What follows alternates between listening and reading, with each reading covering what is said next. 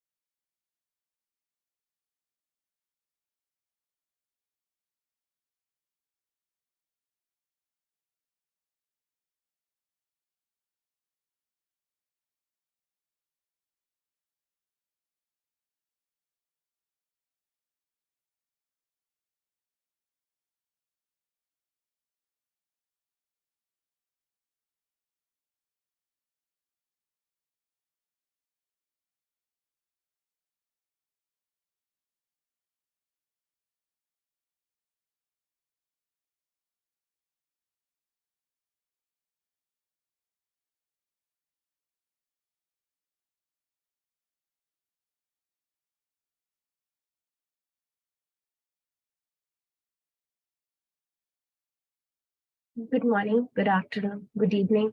Welcome, everybody, for the second webinar that we're having on building decarbonization. This is a webinar hosted by the Building Efficiency Accelerator of the Asia-Led Partnership in collaboration with WRI and the Global Covenant of Mayors. The first webinar that we had in the month of October was looking at low carbon building materials in order to achieve building decarbonization. And this today we will be looking at some of developing of roadmaps and climate action plans for cities to achieve decarbonization. So just we have a very packed agenda today. So just moving on to some of the housekeeping rules and the agenda for today. Next slide, please. Yes, so I'll just give an introduction about the Zero Carbon Buildings Accelerator that we will be working with in this regard. This will be followed by a presentation by our expert from Rocky Mountain Institute India Foundation. He'll be giving us an overview of the whole system approach that is being adopted in India for building decarbonization. And then, of course, we will have our colleague from the World Resource Institute based in New Mexico talking about the roadmaps and action plans that they have been developing across the region. And specifically, we look at a case study in India, looking at Nagpur's Building Decarbonization Action Plan that was developed by ICLEI recently in the last few months. And after that, we'll, of course, open the floor for discussions. And we welcome all our participants to actively participate in this and pose your questions to the esteemed panelists here today. So thank you, everybody, for joining in. Just to next slide, please. Yes, just a few housekeeping rules. So if we will hopefully try and give you all the presentations at the end of the webinar. The webinar is being recorded for future dissemination purposes. However, if you do have any restrictions on this, please do let us know. All attendees will be currently on mute mode, but you may raise your hands if you have a question that you want to ask the speakers directly, or you can also put your questions in the Q&A box. Since we have a designated session on the opening discussions, we would request you to put your questions while those presentations are going on so that the panelists are prepared to answer them during that period as well. So thank you once again. Moving forward. So coming to the organizations that we are working with to develop this building action plans. So the Asia-Led Partnership is a regional platform that is under the purview of the Global Climate Action Partnership. Earlier, if you are a regular in some of our webinars and our previous activities, we were previously called the Let's Global Partnership. However, in the new era, we have now been rebranded ourselves as the Global Climate Action Partnership. This was launched in September 2012, and we are part of a group of regional platforms, including from the Latin America side as well as from Africa. So the objectives, of course, as you know, is to facilitate and coordinate partnerships among the different regions in Asia to help and identify tools and approaches and best practices for helping countries to achieve their nationally developed determined contributions, and of course to help in capacity building of our practitioners in these areas of work. Moving forward. Yeah, so geographically, we look at Southeast Asia, South Asia, East Asia, and Central Asia and the Pacific. And we also, as part of the Asia-led partnership, we are hosted by ICLEI South Asia. And we also have our regional offices whom we work with to be able to collaborate and partner with. So we have the Southeast Asia office, the East Asia office, and of course, our office at Kaohsiung, Chinese Taipei as well. Next slide, please. So our members come from a wide array of sectors. So we have over 1,200 organizations and individuals, including members of the government representatives from 425 organizations and 65 government agencies across the region. So primarily, if you look at the chart, we have around 11 countries who are present and members of the Asia-led partnership. Moving forward. So the Asia-led partnership works through communities of practice, which we have around 5 of these communities of practice. And primarily today, we'll be looking at the building energy efficiency community of practice that looks at looking at measures and converging activities to accelerate building decarbonization and primarily at the subnational and the national levels. Moving forward. So today we'll be collaborating with the Zero Carbon Building Accelerator.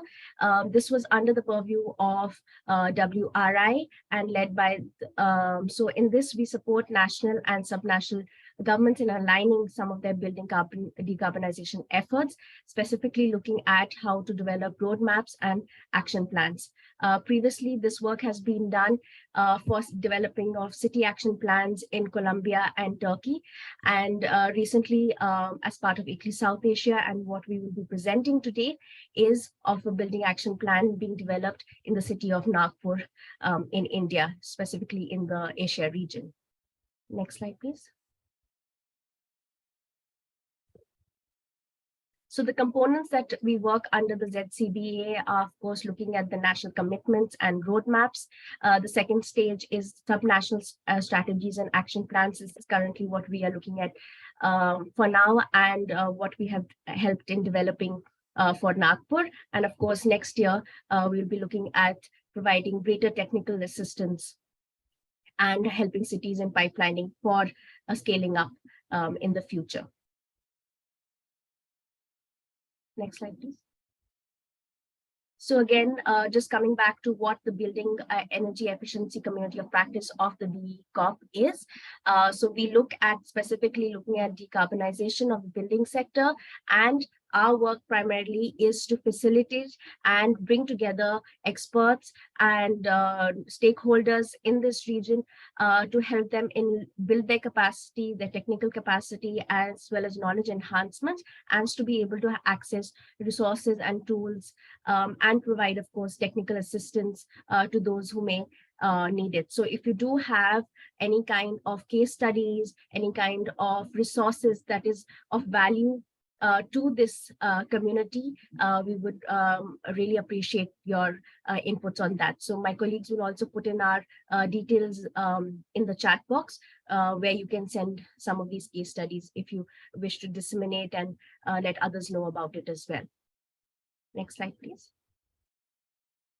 So again, what I mentioned previously about us providing the technical assistance and advisory support that can be provided, bringing experts together, putting down case studies, and conducting trainings as well. Next slide. So yes, Under the building efficiency, we have across 100 members from 15 countries. So these are all experts. We have an array of stakeholders who are part of this. So of course, we have the building councils as well, subnational governments, private sector players, as well as NGOs and ministries who are involved in this. Next slide. So some of the, like I previously mentioned, the case studies, some of the case studies that we have developed have been in collaboration with several ministerial governments. So we've developed one on the building energy efficiency and thermal retrofitting for Ulaanbaatar in Mongolia. This was with the Ministry of Environment and Tourism. And we've also developed benchmarking for energy use for improving building efficiency in Nagpur as well. This was again a part of a consultation that we are having with the Nagpur Municipal Corporation. Next slide, please. So another initiative that we are part of is the Global Covenant of Mayors. This, of course, as it links to us working at the city level, developing their climate action plans. Under the GCOM, so the support that we provide is to help them in reducing their greenhouse gas emissions. And this we do through developing of the inventory, assessing their climate risks and vulnerabilities for them to be able to identify the challenges and the areas that need to be targeted for developing these action plans. So as part of this study, we've been supporting cities like Nagpur in developing these inventories as well. So the current building action plan that we have been developing will in fact help in incorporating and supporting them in assessing their vulnerabilities and to be able to develop and assess their inventories for the building sector specifically as well. Next slide, please. So under the GCOM, we currently have around 40 cities who in South Asia who are in fact members, and they have declared that they will provide the support in reducing their greenhouse emissions and to try and achieve climate resilience. We also have across the overall 142 countries in the world, 6 countries are specifically in Asia, and these cities have actually declared and committed to collectively reducing 2.3 billion tons of CO2 equivalent per year by 2030. So if you do have any cities or know of any cities that will be interested to be part of this initiative, please do reach out to us and we'll get back to them with the details of how they can join as members and declare their commitment as well. Next slide, please. So now with this context, I would like to now invite one of our esteemed speakers, Mr. Tarun Garg, to give us some insights on development of action plans and roadmaps for cities. Just a bit of introduction. Mr. Garg is the principal at RMI India Foundation. He comes with around 14 years of experience in managing projects in Asia and Africa on climate action mitigation, primarily focusing on energy efficiency to meet the NDCs and the SDG goals.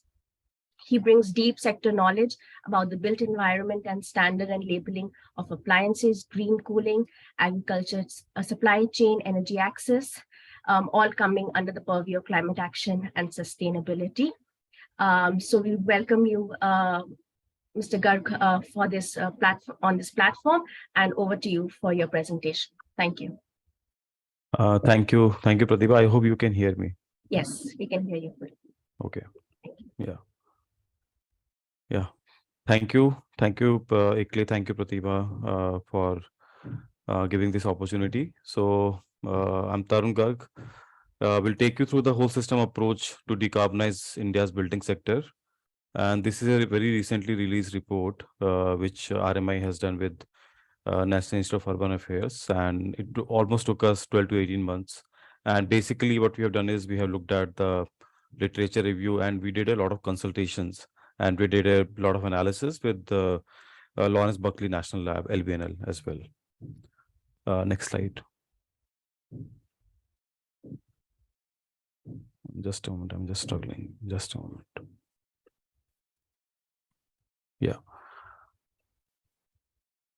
So before we talk about the work done, as part of the report we published, it would be important to, first of all, look at the NDCs, which all of you may be aware of, but just to, sort of relook at it, and what we have seen is built environment, and you will see in this presentation, has a crucial role to play if India has to achieve its revised NDCs by 2030, which we are looking at how building sector can contribute, reducing the emission intensity of its GDP by 45% by 2030 related to 2005 levels.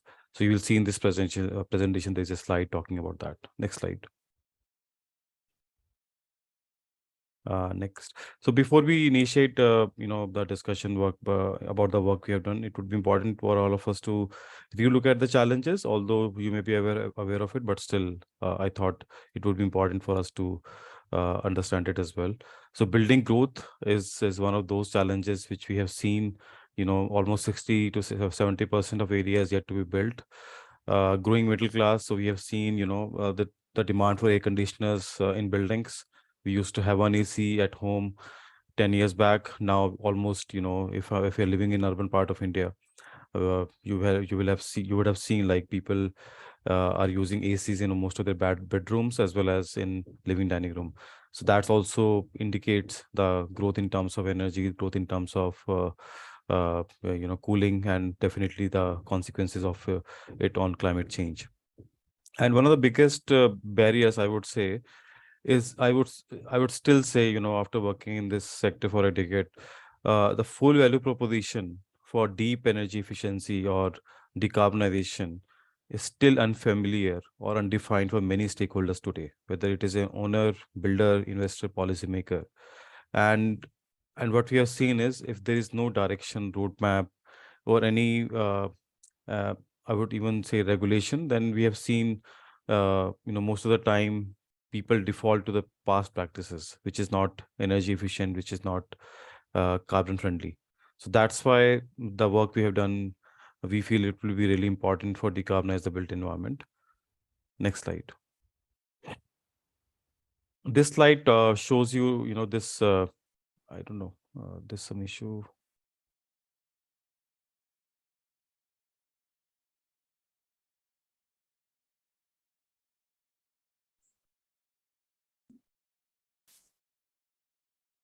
Can we go to the slide number 5?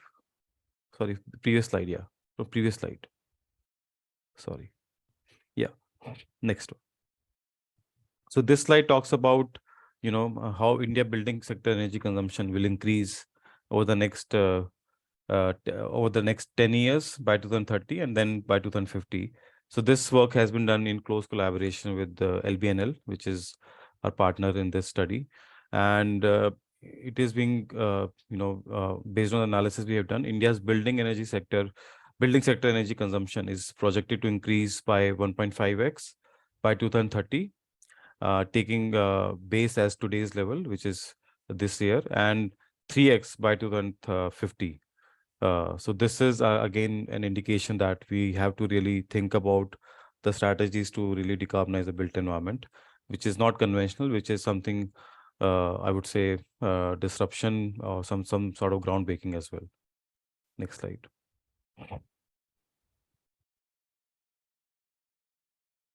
Yeah. So yeah. So India's, as I've highlighted in the previous slide, we really need to look at the innovative approaches and solutions to decarbonize the built environment. So India's building sector must adopt an integrative whole system approach to cost effectively address embodied and operational emissions across the demand side and supply side collectively. So far what we have seen is the focus has been on the operational side of the emissions in building sector. However, embodied carbon, we hardly used to talk about the cement, steel, or other materials used in building construction. But what we have seen is now the emission contribution because of embodied carbon is almost equal to the contribution through operational carbon. So we cannot neglect the embodied carbon if we have to really decarbonize the built environment. So what we are proposing is how we can, first of all, reduce the building energy needs by adequate design. Then how we can really, select energy efficient equipments, energy efficient materials. So selection will be very important. And then last but not the least, how we can offset whatever we are left with in terms of energy requirement, how we can offset it with the clean energy supply. So that's the approach we have proposed in this report. And if you can go to the next slide.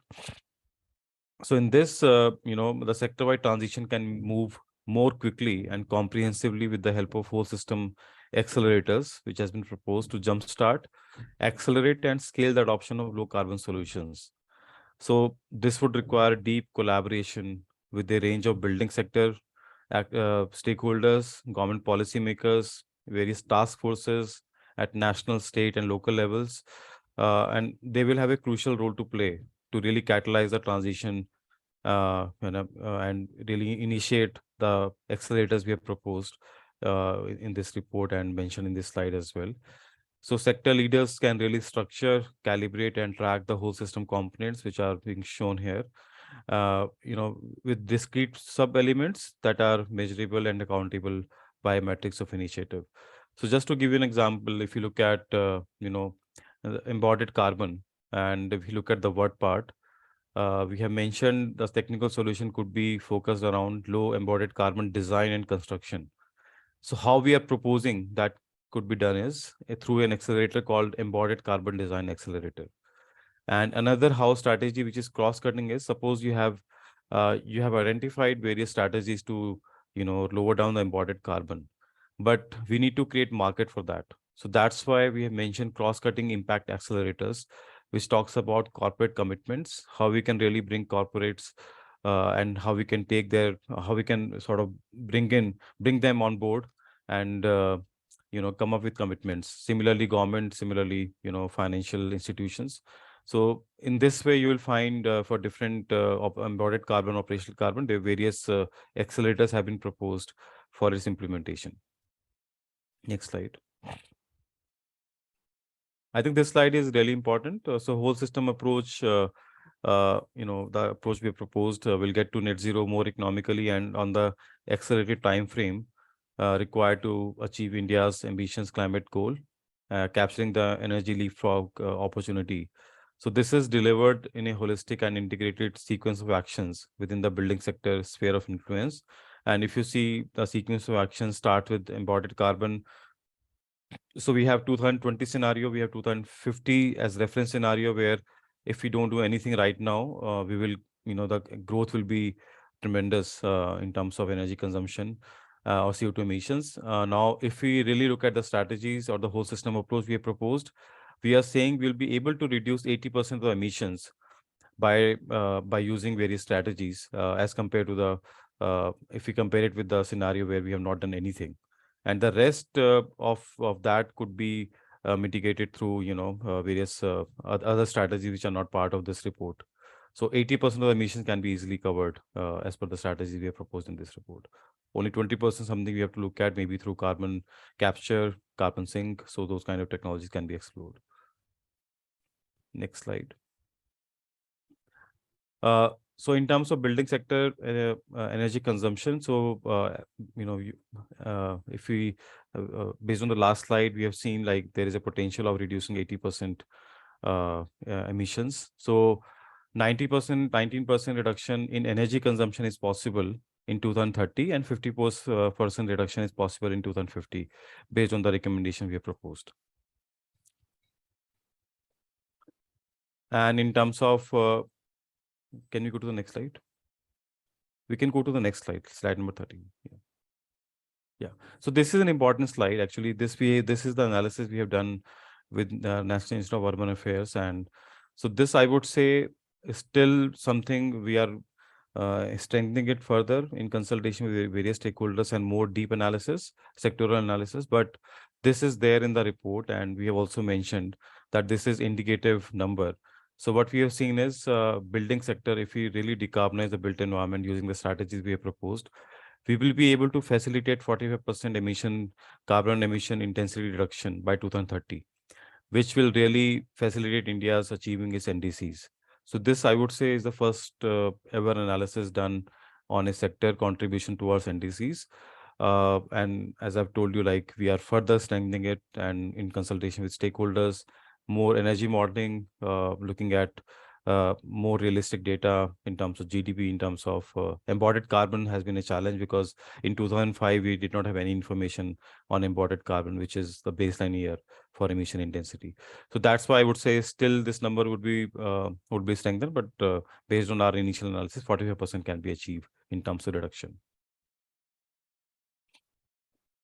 Next slide. So moving on quickly to the recommendations, and I've shown one of those schematics showing the whole system approach, but this next few slides will take you through the recommendations we have proposed. So if you look at the minimize embodied carbon, so first recommendation is on how we can reduce embodied carbon design and construction. So it's really about, as I was telling you, how we can really make sure the design is optimized and adequate. So right sizing the quantity of construction, reuse structures, materials wherever possible, and consider the capital cost saving associated with material efficient design. Then the next recommendation is on low carbon material production selection. So this is about, we have environmental product declaration EPDs by manufacturers and suppliers. So how can we really feed this into open databases and accounting tools? That will be really crucial for scaling demand for low carbon materials. Next slide. Moving on from embodied carbon to operational carbon.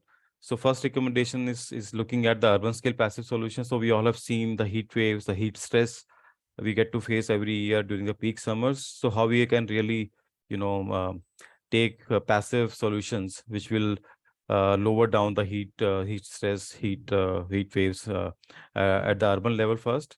So can we look at few strategies like cool roof, shading, green cover, nature-based solutions, and can we look at strategies like district cooling system to meet the cooling demand at the city level? And then second recommendation in operational carbon is passive building design. So passive building design is more about, we all know the passive solution exists for different climatic zones in India. It's really about, can we create knowledge base of case studies, through case studies, cost benefit analysis, and can we also come up with tools and trainings to really shift people towards passive through performance based design. And I would say in this, the beneficial aid sector with distinct knowledge would require distinct knowledge, technology, workforce, and market development efforts. So that's more about passive because the strategies exist. It's more about how we can upscale it through various training tools and awareness programs. Next slide. In terms of super efficient cooling equipment, yeah. Yeah. In terms of super efficient cooling equipment, you all may have seen RMI commissioned the Global Cooling Prize with the Department of Science and Technology in 2019.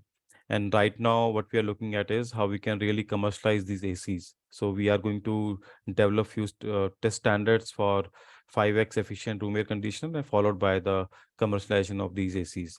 So this is what we have mentioned: rewriting test standards, collaboration with manufacturers, bulk purchase, how we can really create the market for these AC through demand aggregation, bulk purchase, and really create awareness of benefits, personal and societal, about these ACs. And similarly, the story goes for fans. Although the technology exists in terms of super efficient ceiling fan, but still we really need to create demand for these super efficient ceiling fan. And similar sort of strategies in terms of demand aggregation, procurement policies, financing incentives could be looked at. And in fans, we've also seen like communication tailored to specific target group will also be critical to really ensure the uptake of super efficient ceiling fans. Next slide. And in terms of other equipment, so as we have seen, residential energy use is spread across many appliances, with cooling, cooking, and water heating using the most energy and efficiency advancement are needed across all. So solar heat waters and heat pumps, heat pump water heaters use next generation technology and could be looked at as a future technology at homes.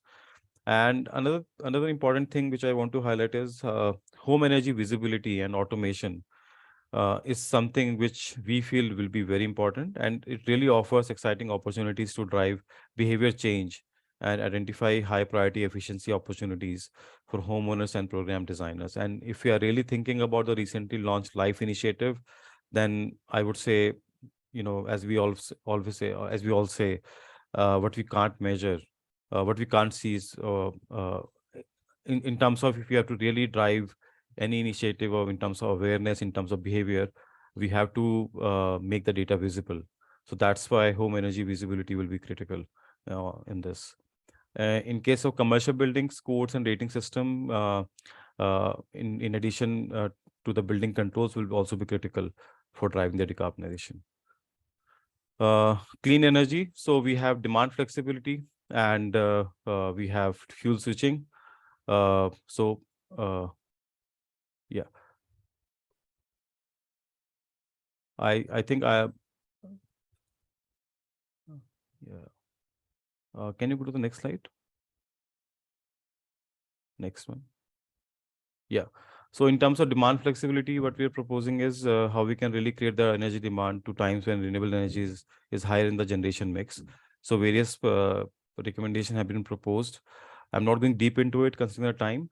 Similarly, fuel switching. So we are looking at how we can create awareness about the latest clean cooking and water heating technologies, and also understanding the application or limitation of clean hydrogen and renewable biofuels. Next slide. In terms of clean energy procurement, we have proposed how establishing a building renewable procurement coalition will drive up the uptake of RE options in buildings, and as well as mandating renewable energy usage for certain building categories like government buildings. The next few slides are very straightforward, so I'm not going deep into it. These slides really talk about how we can really ensure the commitments of government, corporate, and then finance innovation and focus, looking at preferential mortgages linked to energy performance of buildings, specialized ESCO financing and as a service business models, looking at defined energy net zero and deep retrofit taxonomies, and looking at collaborative industry platforms and government-led programs for early movers. So last slide, if you can go to the next slide. Next slide. Yeah. So this slide is really about how we can integrate demand flexibility solutions and RE for buildings with the integrated resource planning to deliver better energy services at lower cost and lower emissions. So demand side management solution will be important, and expanded range of energy efficiency and demand flexibility programs will also be important. So I think, and then statutory mechanisms, like can we think of transition from the existing building code to a roadmap towards zero, which this report can facilitate. The work we have done with NIUA will definitely could be one of the component to look at. Embodied carbon codes could be also be looked at from mitigating embodied carbon emissions and building performance standards. So I think this is all from my side, and I'll be more than happy to take up any question. Thank you so much.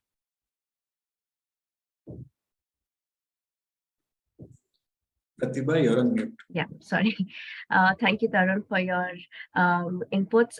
Yes, of course, a great presentation on how we can achieve, and especially looking at the recommendations. I think several questions will definitely come up on how do we achieve embodied energy for building materials, and what are the are there any kind of systems or mechanisms in place, especially in the South Asia region, on trying to access these materials, and what do we do with small, low scale real estate developers, and how they can access all these kind of initiatives and opportunities as well. So thank you very much, Tarun.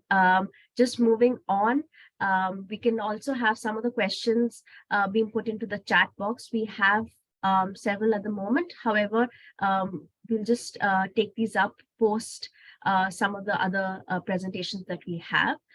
So moving on, we now have a recording by Ms. Feroz, who is the Circular Economy and Energy Efficiency Manager at WRI Mexico. She is responsible for collaborating in the development of projects and studies on energy efficiency, circular economy, and plastic waste management, as well as coordinating activities of the Building Energy Accelerator of the United Nations and Sustainable Energy for All global initiative. So unfortunately, because of the time difference, she will not be able to join us in person. However, she has very graciously sent us a recording of her presentation. So I'll just request my colleague to just put the recording on. And we do have a few questions, I think, coming up in the chat box, and our participants are also raising their hand. We'll just take it up after Ms. Ferouz's presentation as well. So we'll have a few more collective questions to answer.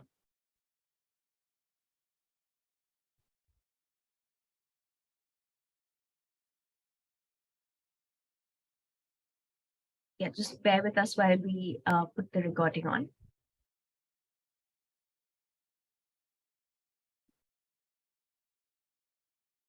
Hello, good morning. It's my pleasure to be with you today. I'm Ferouz Lutfi, Project Manager of the Zero Carbon Building Accelerator at the World Resources Institute. And today I'll present to you roadmaps and action plans to accelerate zero carbon buildings. To start with this, we already know why buildings are critical for net zero carbon goals. I show to you some of these reasons on this slide. And also increasing ambition, now moving from building efficiency, from the building efficiency accelerator to zero carbon building accelerator.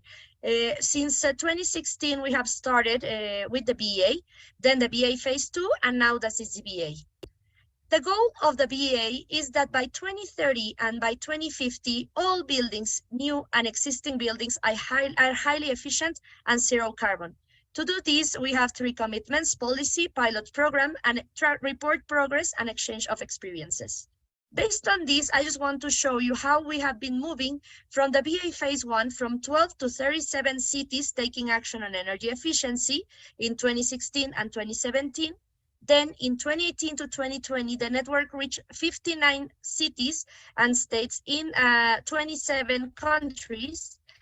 And now the Zero Carbon Building Accelerator is working at national level in 2 countries and 10 cities in 5 different countries around the world, preparing roadmaps and city action plans.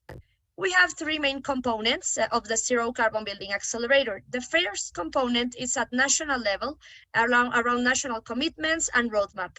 And we are working with Colombia and Turkey. Then at subnational level, we are working in 2 cities in Colombia, Cali and Bogota, and 2 cities in Turkey, Konya and Gaziantep. We're also identifying financial and business model assistance provided by multilateral development banks. And also a third component is these city pipelines for future scaling, where we are working with 6 additional cities and commitments to zero carbon building with action planning. Now, these are the 8 steps to achieving net zero carbon buildings.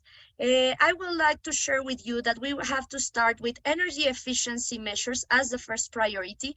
Then we consider other passive and climate-friendly cooling, for example. Electrification is key, digitalization, engage the occupants and implement operational best practices is also very important for the building sector. And also consider like renewable energy, embodied carbon of materials, and finally, as a last resource, like compensate for residual carbon emissions with high quality offsets. We have in Turkey, I want to share with you what are these national roadmap, what's this national roadmap and the city action plans that we have been working on through the CCBA. The local engagement is led by WRI Turkey, and we have the support of different ministries at national level, also the Energy Efficiency Department, Climate Change Institute, and the city action plans, as I mentioned before, are for Konya and Gaziantep. To give you an overview of the work in Turkey, Turkey is a newly industrialized country with an emerging economy. The rate of urbanization increased from 53% in 1990 to 93% in 2022. The national goal is to be net zero emissions, to reach net zero emissions by 2053. And the policy, the nearly zero energy bill, is a policy that will be implemented at national and subnational levels. For the roadmap, the participation of 219 institutions, companies, and organizations has been key, and also 14 work areas from across the building life cycle. Here is the path to policy recommendations for zero carbon buildings in Turkey, starting from stakeholder mapping, then some workshops, building an assessment, a baseline assessment, expert interviews, gap analysis, and then submitting these policy recommendations that will lead to the preparation of the roadmap and the city action plans that will be presented soon.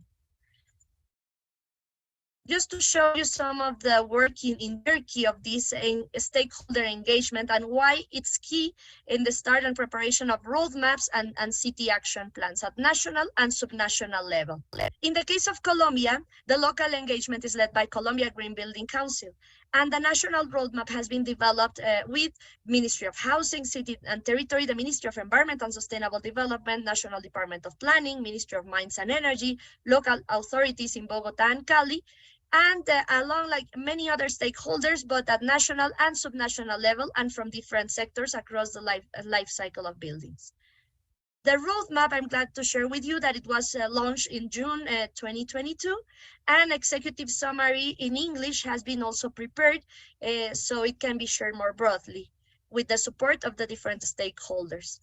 In Colombia, and to share with you more about the process and the results, so in general, we know like there's the NDC target, nationally determined contribution of 51% reduction of greenhouse gas emissions by 2030. Then for the roadmap, like understanding this context at national level, then the creation of 9 working groups took place with the participation of 400 key stakeholders from different sectors.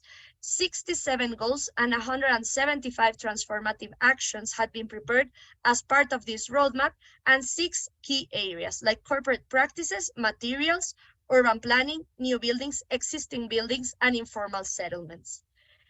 This is the framing of the building's life cycle carbon emissions that was used in Colombia, starting from the interaction with urban context, material supply, construction, use, operation and maintenance, and deconstruction. So it's a commitment for the building sector decarbonization by 2050 through the whole life cycle transformation.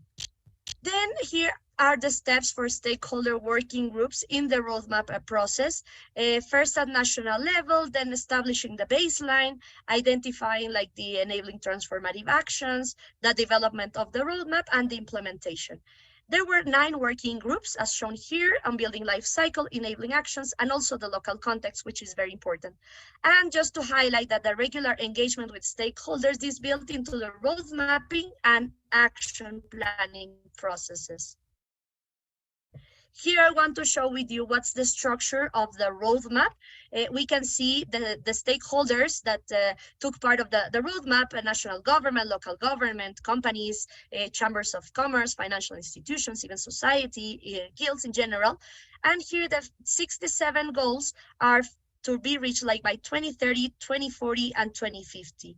Here we can see different actions, and as we see it here, it's like 67 goals and 175 transformative actions that have been identified. Some of them are included here, but the 6 areas also: materials, existing buildings, informal settlements, are also mentioned here, just to highlight and see the complexity, but also the importance of having this engagement across the whole life cycle of buildings for building decarbonization. Now, moving from the roadmap, it's important to take note that the city action planning is very important for implementation. In Colombia, as an example, in the cities of Cali and Bogota, they're focusing in Cali in a sustainable construction manual, and in Bogota in an eco-urbanism policy that could be aligned to the elaboration of the city action plans that will align the policies for the implementation and taking into account the national roadmap that has been prepared.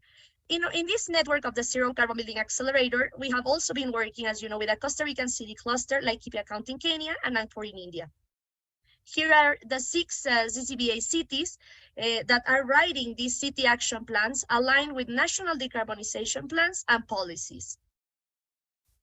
And building from the experience of the CCBA at national level in Colombia and Turkey, we are glad to have this engagement with the new cities. And for example, in Costa Rica, the engagement is led by Green Building Council of Costa Rica.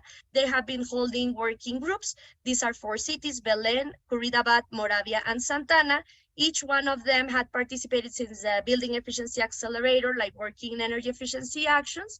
And now they want to identify these building typologies. They have been using the EDGE tool. They're planning to use that also for the certifications, and building technical capacity at the city level has been key and a challenge that we want to overcome. There were some proposed policies also formalizing the informal construction sector, the city procurement of sustainable materials, and also regulation and permitting in Belén, for example, here in Curridabat, Belén, and Santana, some examples. And I want to share with you that the launch event of the city action plans and presentation of results took place on December 13, 2022. In Laikipia County in Kenya, Laikipia County, the stakeholder survey is targeting different sectors from household, small and medium enterprises, learning institutions, and then mapping the recommendations to have the whole life cycle building perspective. They are also using the EDGE tool to benchmark projects and assess embodied energy in materials.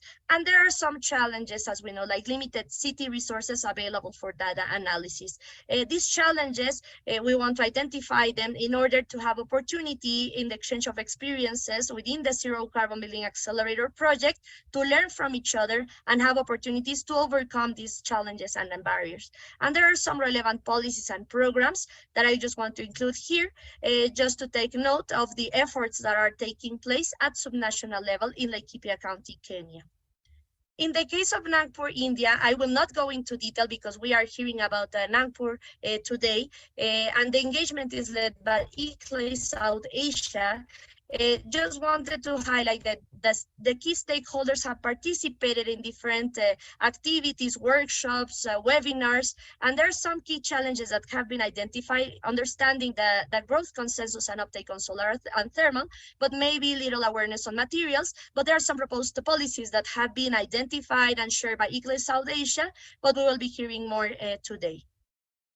Finally, for the action plan implementation, I want to highlight what are these key aspects of the work and for the implementation. Starting with dialogue, it's important that not just like public and private sector stakeholders, they explore options to advance local actions. So within also the national government, local government, and all the stakeholders, but also next assessing like social, environmental, and economic costs and benefits of zero carbon buildings policies and investments. This to inform local government decisions. Act is also important, like policies and actions, they need to be developed and adopted, not just identified, but it's important to act on these policies and implement it. Then monitor is also key, because once we have developed and adopted these policies, it's important that innovative methods for monitoring progress are tested and shared at the national and local levels. And finally, invest. A business model for investing in zero carbon buildings is developed with multilateral development banks and the private sector. This is key, and I want to share with you that we have been working on this aspect too. We hope like beginning next year in 2023, we'll start identifying what are the most suitable, the best approaches to create this business model for zero carbon buildings. We will be sharing this as part of one of the results of the project of the Zero Carbon Building Accelerator, mainly for Colombia and Turkey, and supporting the local efforts in Nagpur, in Laikipia County, and in the 4 cities in Costa Rica. So we are looking forward to identify what are the best business models for investing in zero carbon buildings, that this can become a reality. And just to share with you that pilot projects are also being identified at local level for implementation, and then adding all the different elements like the policies, the roadmaps, the commitments, and then implementing at local level, which is key. And that's why I'm glad to share with you that these efforts will be aligning the main results towards the adoption and implementation of the zero carbon buildings along the world. Finally, as part of this work, as I show you, this project will end in 2023, but we are looking forward to expand it more broadly and finding opportunities for scaling the work in new cities and countries. So we will be glad to welcome more cities in the future and follow up on these actions that have been key for the decarbonization of the built environment. So finally, there are some opportunities and challenges that I want to share with you. We have shared this before, just to highlight the importance of the alignment of national and local policies. Then regulations are key, capitalizing also green development, building capacity also for a sustainable building and construction sector, research and technological developments, these as key drivers to reduce CO2 in the materials manufacturing process, and also strategizing to manage informal development. We should not forget about informal development, and it's key for the work in general in the building sector and construction sector. That's all from me, but my colleague Pooja Gangwar will stay here in the webinar to answer any questions. And here is my email address. You can reach out to me as well. Thank you.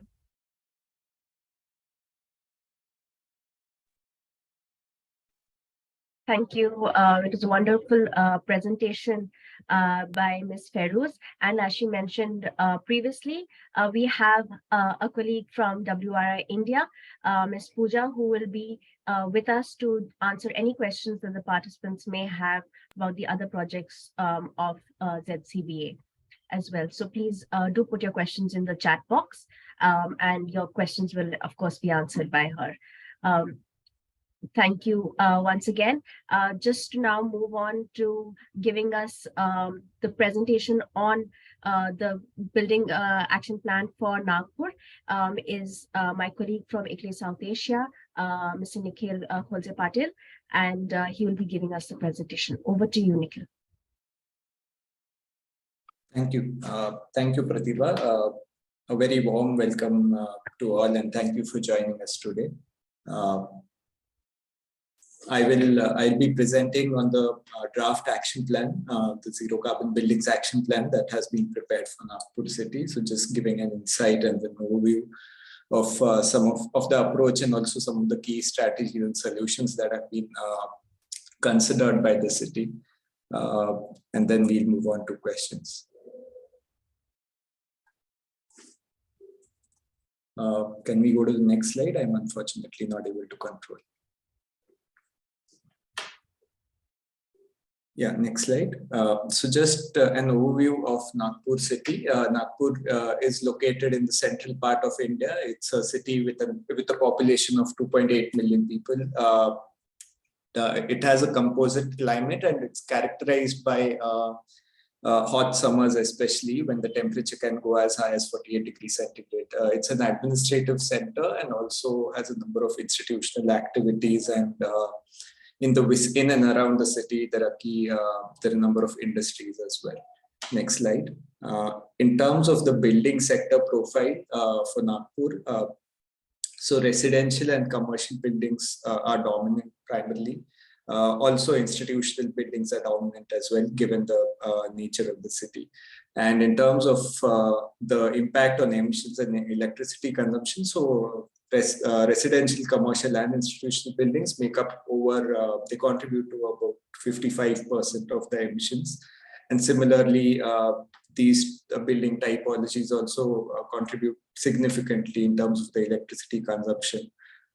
In terms of the number of buildings, the commercial buildings might be, they are lower in number, but they do contribute significantly to the built up area in the city. Next slide. So the ZCBA project in Nagpur was basically, the intent was to support the city's ambition and also along the initiative's goals that at the city level, there's a transition towards building decarbonization and also to net zero or near net zero buildings. As part of this initiative, so the city was provided technical support, which is being led by the delivery of which is being led by ICLEI South Asia. my organization. And from the city side, leading this effort is the Nagpur Municipal Corporation and the Smart City SPV. Next slide. So this action plan takes forward what was done previously by Nagpur under the BEA project, which is primarily there was city-specific technical guidelines developed targeting the housing sector, especially in the city. So, looking at Nagpur's climate, its housing type, and also the local conditions, city-specific technical guidelines were developed for the city. There were also some interventions in the affordable housing units that were coming up in the city. For existing buildings, energy benchmarking was done primarily for public buildings and for hotels in the city, and then energy audits were undertaken to identify the potential to improve energy performance and achieve savings. Next slide. In terms of the overall process for developing this, one of the first city-level zero carbon action plans in India. So this process, Nagpur started this in June 2022. So over a period, Nagpur is doing this over a period of 6 to 7 months. This involved, of course, literature review, also significant on-ground engagement and consultations with local stakeholders to understand the situation on ground, what are the opportunities and challenges. And all these basically these inform the formulate, the drafting of the action plan, the identification of strategies and solutions as well, and also the overall implementation strategy. The city also recently led a joint consultation successfully in December with the local stakeholders, and now this plan will soon be finalized and adopted by the city. Next slide. In terms of stakeholder engagement and consultation, so all the key players and actors who have an influence on the buildings and construction sector were engaged locally. And in this process, so opportunities, challenges, and also barriers, they were looked at from from the standpoint of policy and regulation, also from a materials and technical or technological standpoint, and of course looking at finance and capacities as well. Next slide.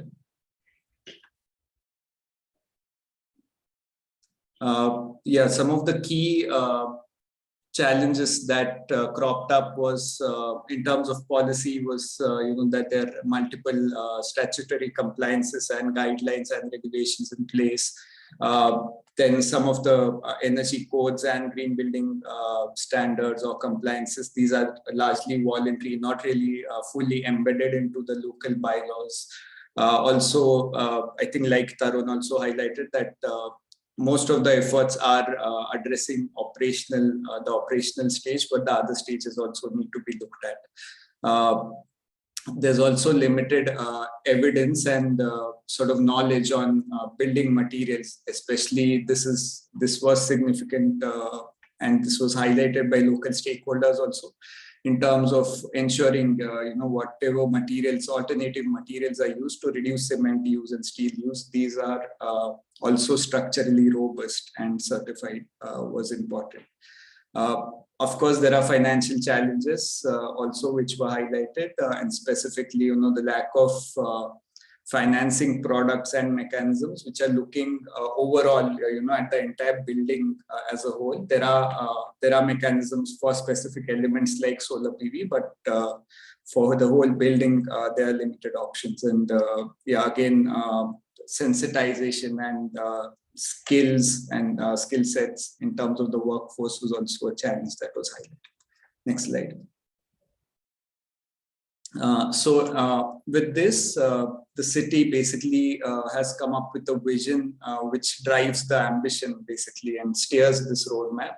So the vision is for this roadmap and the action plan to initiate the decarbonization of the city's building and construction sector, and to primarily target reduction in embodied operational and end-of-life energy consumption and GHG emissions. And the ultimate ambition is that all buildings in the city should be net zero by 2050. Next slide. So this is an overview of what does this plan include, and what elements are there in the plan. So primarily in the action plan, the building phases were divided into 4 stages, which is pre-construction or design stage, actual construction stage when construction activity happens, the occupancy operational stage, and end of life stage. And around 28 interventions were identified across these, primarily looking at policy regulatory actions and also on the materials and technical front. And there were also, of course, enabling recommendations or cross-cutting recommendations in terms of capacity building, finance, and also larger strategic recommendations. Next slide. Yeah, so primarily, all key elements were looked at in terms of policy regulation, and also on the right side for the materials and technical, which is more related to the implementation.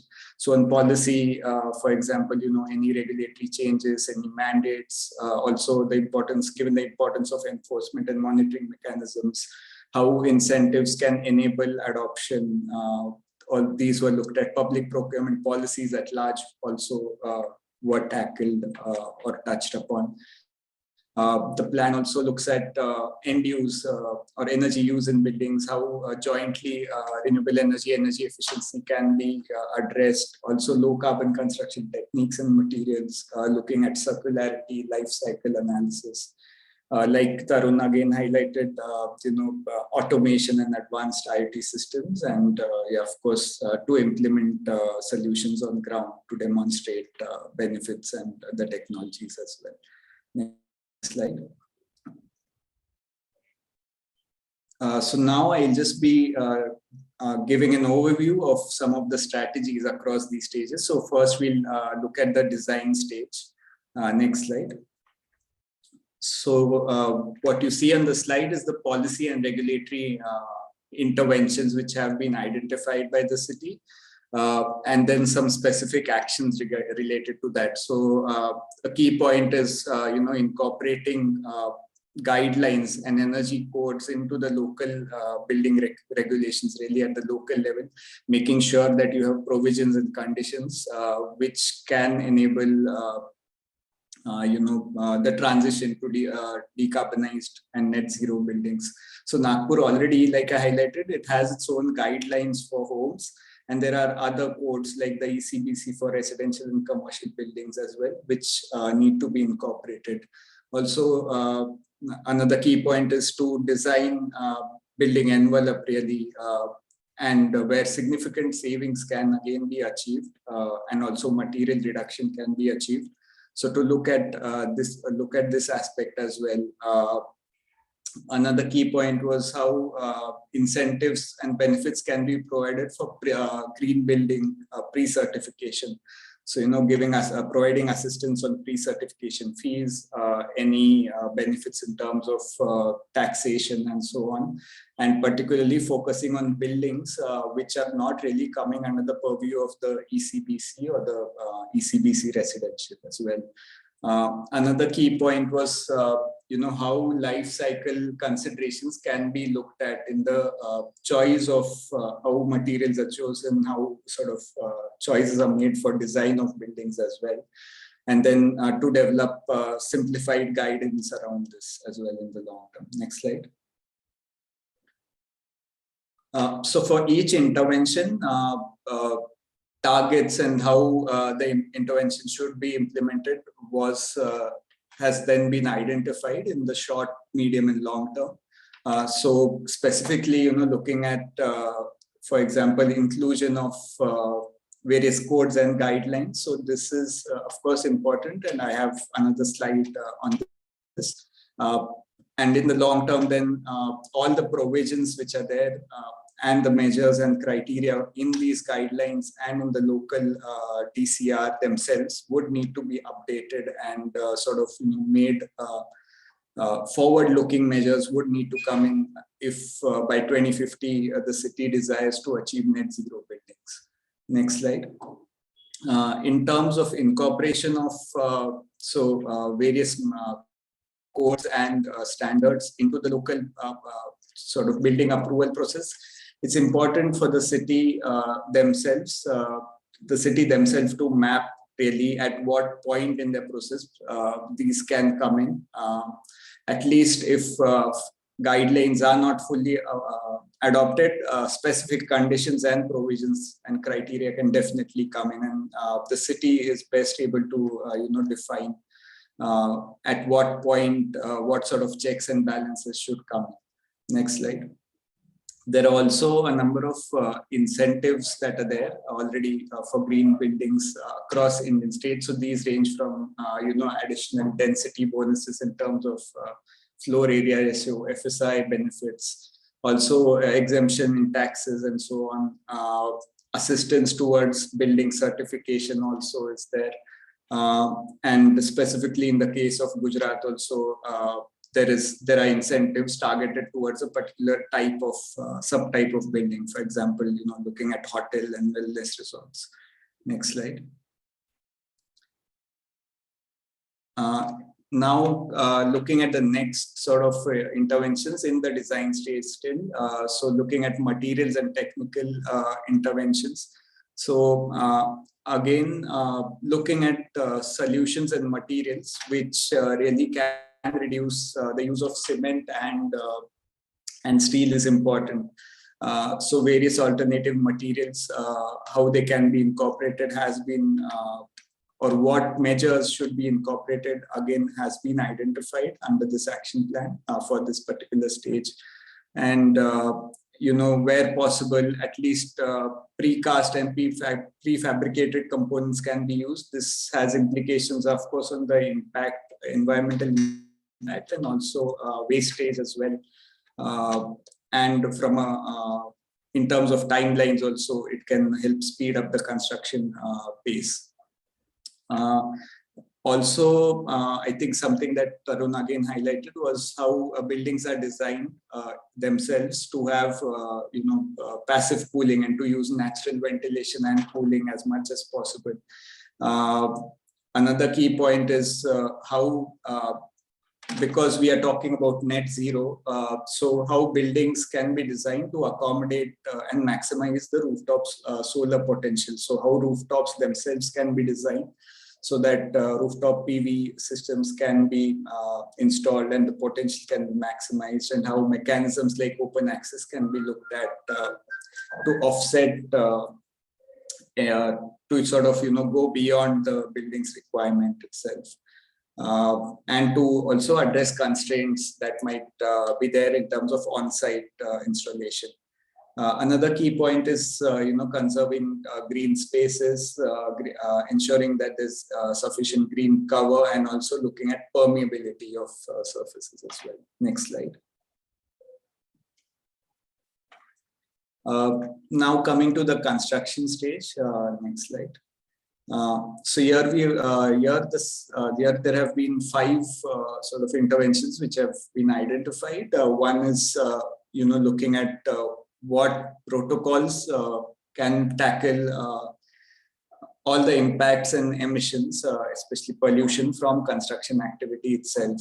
So how the city can ensure that there are norms and guidelines on these at the local level, and then all the stakeholders are particularly trained to adhere to this, to take actions to reduce whatever impacts are there.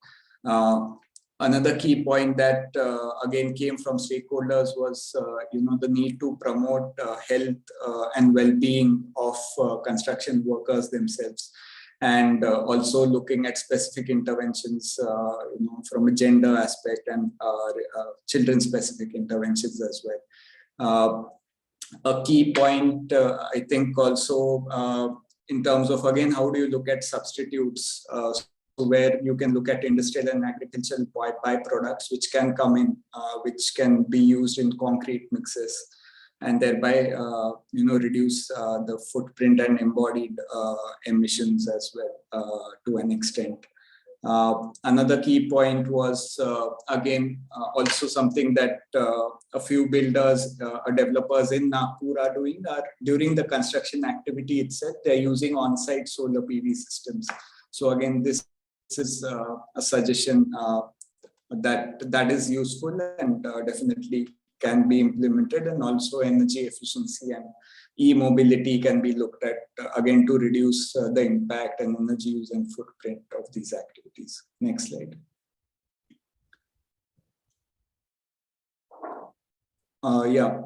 So again, just to give an overview of how the action plan basically delineates the actions and targets over different terms. So for example, here to begin with, the city can look at, it can target its own public buildings and affordable housing projects if you want, if the use of industrial and agricultural byproducts has to be tested. It can be done starting with the non-structural elements of these buildings, and then this can be subsequently scaled up to others, other types of buildings, especially the large commercial buildings and residential apartments, for instance. And also gradually then the city can start testing these byproducts for some of the structural members, structural elements.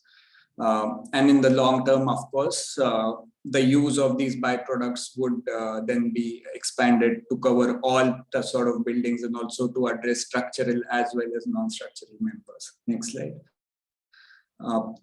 So there are already instances and there's knowledge from various sources and also from the BMTPC on various agricultural based solutions and additives and materials which have a reduced environmental impact and also offer some benefits which can be used in certain components of buildings. Next slide. Now we'll look at the operational stage. Next. Here, so Nagpur has already undertaken benchmarking of a certain portfolio of its buildings. So building on this exercise and also looking at other sort of codes and criteria which are there. So the city can introduce minimum energy performance requirements, or EPI index can be introduced for certain building types, and over time this can progressively be updated and revisited to ensure that in the long term all the buildings that are existing achieve nearly net zero operations.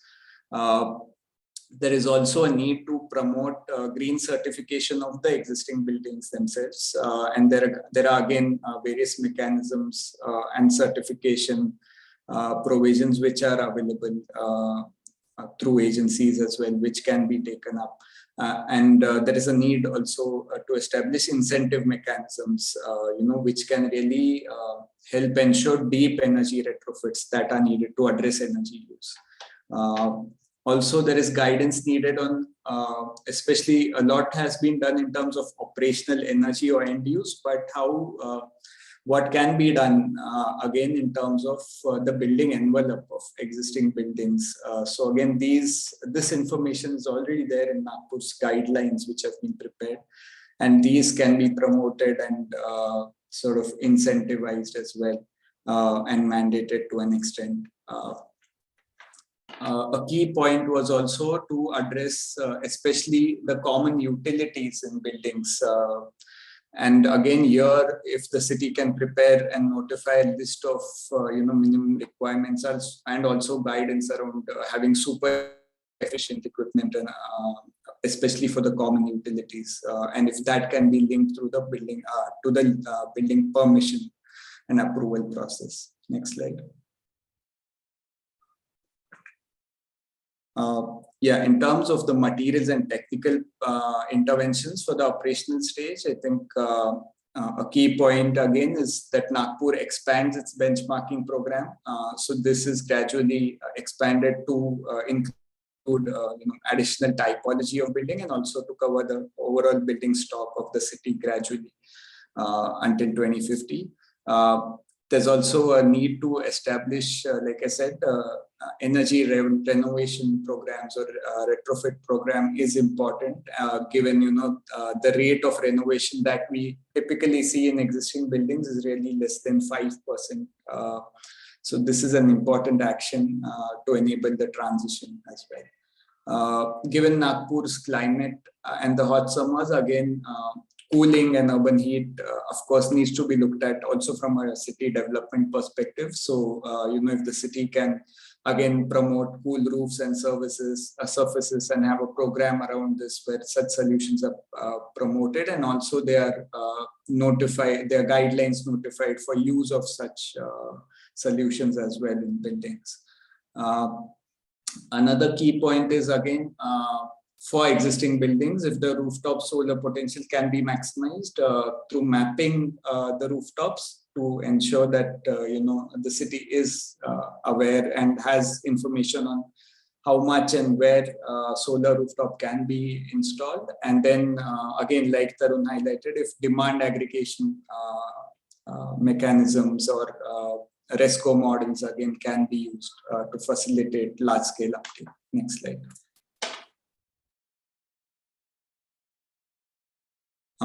Yeah, I'll just skip this slide. Next one. Yeah, coming to the last one, which is the end of life stage. Next slide. So it is important that especially addressing demolition of buildings. So, if there's a need, and again, the city is keen to look at this, that instead of looking at demolition, so if buildings can be deconstructed, and even before that, if they can be repurposed for some other use, and if not, then if buildings can be deconstructed. So in order to ensure that, as much as possible, building materials can be salvaged and reused for other purposes. And there are again, there is knowledge and recommendations around this from the BMTPC, which can be utilized. Also, key point is looking at, when there are redevelopment projects happening, so mandating the submission of a building deconstruction plans and linking it to the permissions and permits for this as well. A broad strategy again is to to link this with circularity, to look at C&D waste management, and to ensure that there are minimum requirements at least to begin using materials that are made from C&D waste in buildings that are coming up in the city. Next slide.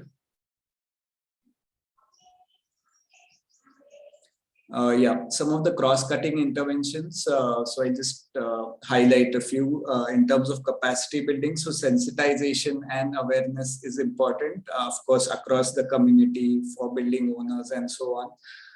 So interventions in this regard have been included, and also creating a knowledge base is also important. So, for example, having a database of the local suppliers. What are the options for low carbon materials locally? So this sort of information is missing. It's important to create this repository locally, and also important is to release upskilling the workforce that is involved in the construction sector as well. So again, how they can be trained and how skill development can happen also has been addressed here. Next slide. Finance is also, of course, very crucial to ensure that everything, all these actions and solutions are implemented. So again, finance has been looked at from a renewable energy efficiency perspective, looking at public schemes, other options such as RESCO, long-term leasing options for RE equipment and so on. And also, I think there's a need, especially to work with financing institutions, so to develop financing products and options targeted especially for the buildings at large, for the whole building as such. And another key point is if the incentives from the city themselves can be offered to, and also looking at disincentives as well is what also has come up from the city side. Next slide. Yeah, I won't get into the details, but also for all these interventions, the role of various stakeholders and actors has been mapped as well in consultation with the city. Next slide. In terms of the way forward and the next steps for this action plan will be finalized soon. It will be adopted by the city, and then the city will start taking various steps to operationalize the action plan, including pilot actions, how this can be operationalized in the public buildings, for example, whether any notifications for policy changes can be made. Also allocations that need to happen and resources that need to be allocated in the municipal budget. And of course, all this requires a lot of partnership and consultations and working together with the local stakeholders as well. Capacity building also is critical in this. Thank you. That is it from my side. Thank you, Nikhil. I think in the interest of time, we can address some of the questions that we've already had coming in on some of the topics that you've already touched upon. So I think there are a few questions already in the chat box as well. And the first one being from Mr. Shah Haider from Bangladesh, and Tarun's addressed it. However, I think for the interest of the other participants as well, the question being, how can cement and steel saving being done? Because those are the two critical components in buildings as well. And these, as they are used in buildings as per the design, engineering and code section, how are they being addressed as part of the building decarbonization aspects? Tarun, would you like to answer this also for all the other participants?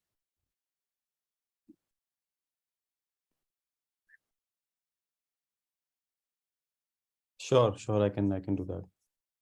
So thank you for the question. I've answered it on the chat box, but happy to do it again. So what we have done as part of the report is we have mentioned 3 core strategies to really, reduce the embodied carbon through steel and cement. One is focused on design, where we are proposing, how we can reuse and refurbish the existing assets. How we can really make the design resource efficient so that the demand for steel and cement gets reduced.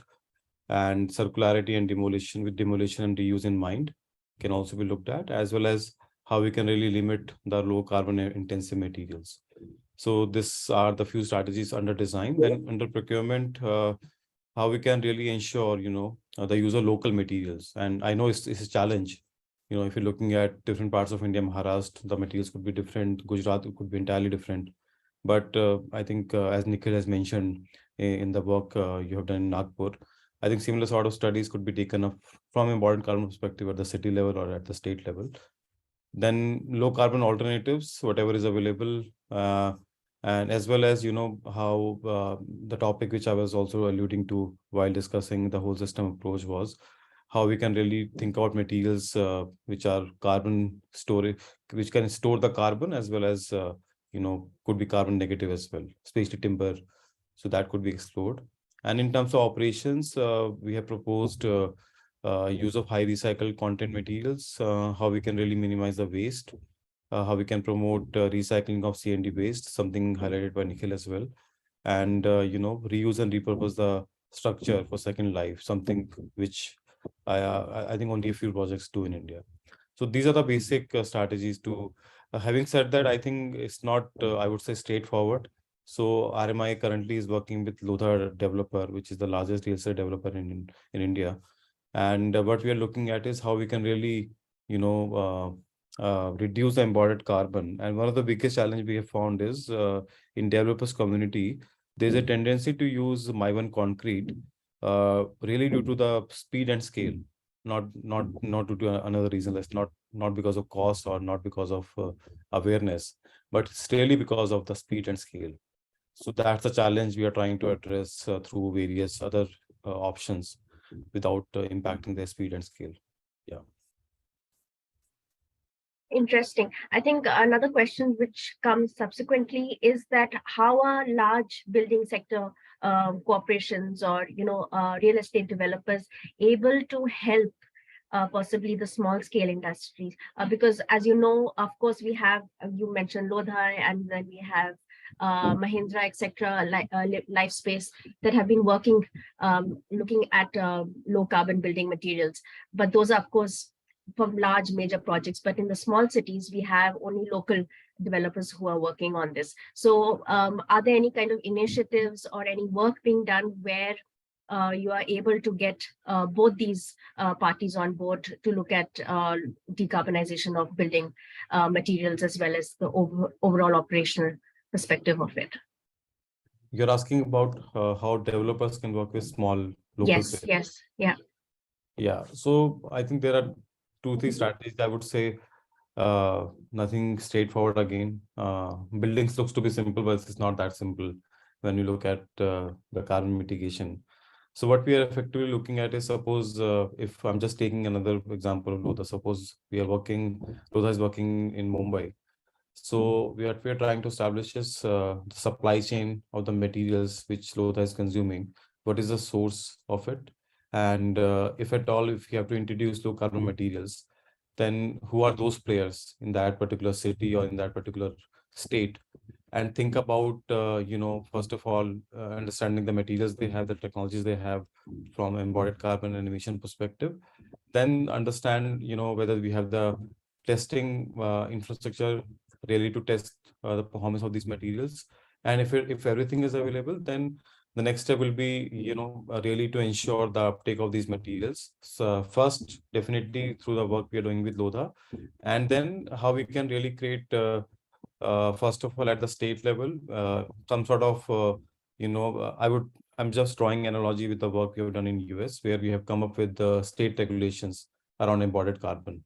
So something of that sort could also be looked at. Second strategy could be looking at creation of demand for these materials. First of all, identification of materials, and then creating the demand for these materials through call to the industry, where a lot of developers can come in and take a pledge or commit that we will sort of implement or use these local available materials.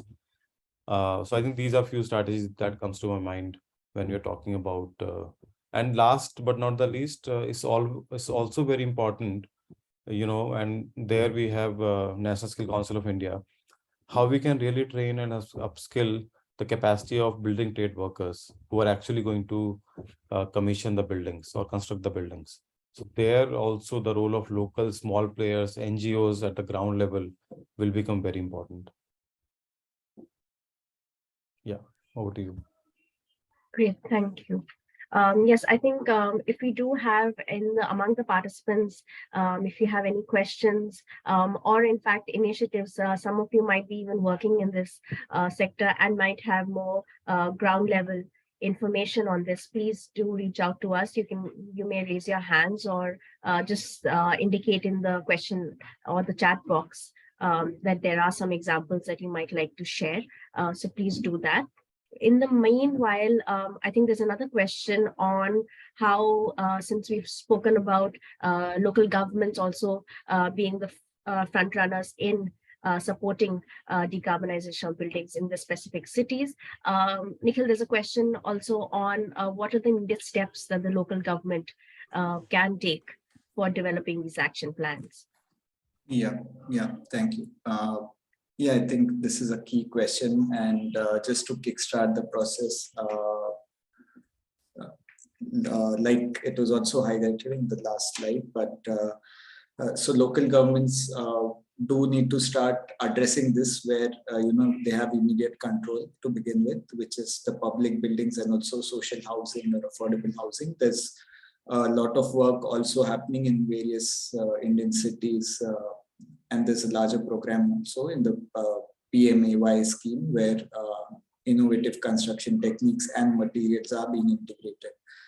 So if the city government can take this up, if they can also, a key point would be how they can, influence frameworks which really drive how how buildings are designed and constructed. So, if they can have these provisions included in the tenders, for example, and they can possibly have something like a model tender with specific conditions and guidelines and criteria, which can, slowly influence their own buildings and affordable housing, and then these can be expanded to also address other typology of buildings. One more key step is to do all this. Local governments also, not only for new buildings, but also for the existing buildings, they would need to identify how much resource is required and really work through our work with cities. We know that the main thing to operationalize this is they need to make allocations in the municipal budget. So if again a key point is if cities can identify what are those pilot projects and actions and systems that are required, and they can set aside resources specifically in the municipal budget for this. There are of course a number of other aspects and collaboration and partnerships discussions required also. From Nagpur, what also emerged is looking at the right financial incentives. So for example, in Nagpur, they are offering FSI incentives for certain solutions, possibly installation of rooftop solar, for example. But again, given Nagpur's context, the market demand is low. So the builders and developers, they have this bank of FSI that they are sitting on, but then they really can't use these given the low market demand. So I think a key point is, looking at the city's context and really having these discussions and conversations and ensuring that the right incentives are given, and these can be also monetized. Integrating such solutions is also feasible from the developers as well, and particularly because we are also focusing a large section of developers is made of small to mid scale. So I think this is a key point in that context as well. Yeah, thanks. Thanks, Nikhil. There's another question which I possibly can link to some of the work that WRI has also been doing, and if Pooja, you can take this question on. So this question, if there's any research done on a reduction or increase in the labor requirements of construction time when using these novel techniques. And I would like to link it to the ZCBA work. In fact, so we know that time, of course, is a crucial element. Time is money. Time is the requirements that skills that are also needed. And so one of the key elements that have now started coming up is a use of prefabricated material in order to save time. And of course, that requires a lot of skilling as well. And in India, it's been a little difficult, and there's of course a lot of conversation on building materials being developed in situ and ex situ as well. So are there any examples of how this element of time has been used for ensuring decarbonization and lowering the emissions by use of such materials in some of the other ZCBA work that has been done across the region and across the world, specifically looking at Latin America and Turkey as well? Hi, thank you for this question. Like about the time required for construction, definitely, like as it was presented also in some of the presentations, and like we know, the prefab technology, it reduces the construction time. It's faster, and that's why first I would like to talk about the context of India. Like in 2019, when the government of India launched this Global Housing Technology Challenge, one of their vision, or like one of their demands, was to look at technologies which are faster to be constructed, which are scalable, and which also lower the emissions. And that's where we saw these sandwich panel systems and different things other than AAC blocks, which we were talking about till 2019 or 2020. So there were certain techniques which were recognized, and 6 of the cities were received the grants under PMAU, where they were given these grants to see these technologies, like how does it impact in the construction time, and also how much of resource can we save in terms of water. And like this question I know is about the job market, which is very, very crucial. And I know that in the study which I had read, and this GHTC one, we were looking at emissions, we were looking at thermal comfort, we were also trying to see how it impacts the seismic load, like how we take care of that. But the jobs, I don't remember that we've looked at it. And I think that's a very, very good question, because I know that the US Labor Ministry, they do look at how the job industry is affected when we transition to renewables, or, we transition to newer systems of construction. So that is very important. And I know that, in one of the meetings, somebody had brought this up, that it's not just the requirements for the labor become lesser, but also they require a different skill set and greater collaboration when we switch to prefab. And I also remember that there was a discussion around the gender, because there are male construction labor, there are also female construction labor. And when we transition to different systems of construction, the trainings which are given by the state, or the trainings which are offered, they are generally, men are quicker to receive those trainings, and the women, they are left out. So yes, this is definitely very important, and these conversations have started, and I'm hopeful. But right now, I'm not aware of any study in India.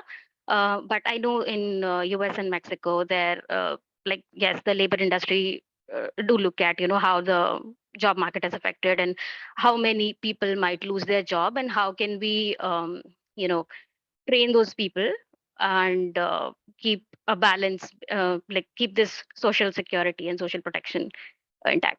Yeah, thank you.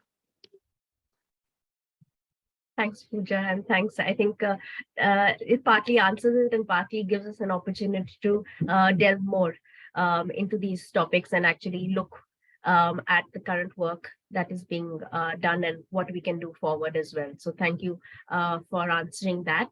And if there are any other questions from the participants, you may raise your hands. So I think my colleagues will just monitor the chat box, as well as if there are any questions. We have, in fact, sorry, apologies for this, we have exceeded our time limit as well.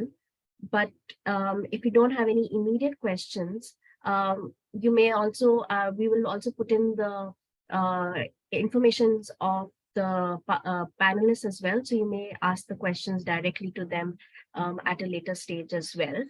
And we do have, in fact, if you move on to the next slide, we do have a feedback form in which we would request, if you do have any case studies or any kind of information that you would like to share with us and the larger community as well, given the fact that the participants may be from as private real estate developers or working with the ministries, the building sector.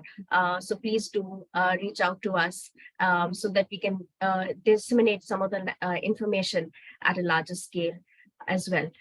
So please, some of the questions will be given to you once you end the Zoom call as well. So please do fill up the feedback form for that. Of course, we know that a lot of the information that we shared is partly from our participants and our technical partners also that we help to integrate as part of the CoP. So for any kind of latest activities or getting in touch with other partners, please do be part of this through a membership form that we will also share with you, and be part of this huge community that we have. And again, like I mentioned, if you have any kind of innovative technologies or solutions that you would like to share on this specific topic, please do reach out to us. So at this point, I would just like to thank everyone for joining in for this session, and especially the panelists that have joined us and given us immense amount of information as well as thought on this. And we look forward to having you engage more actively in the next upcoming activities that we have. And of course, thank you for WRI and Feroz for joining us via video. So please, Pooja, do send us our regards to her as well. And if you don't have anything more, we can maybe close the webinar for today. And Thank you, everybody, for joining in. Thank you. Thank you, everyone, for joining in and also for Thank you. staying back. Thank you all. Thank you so much.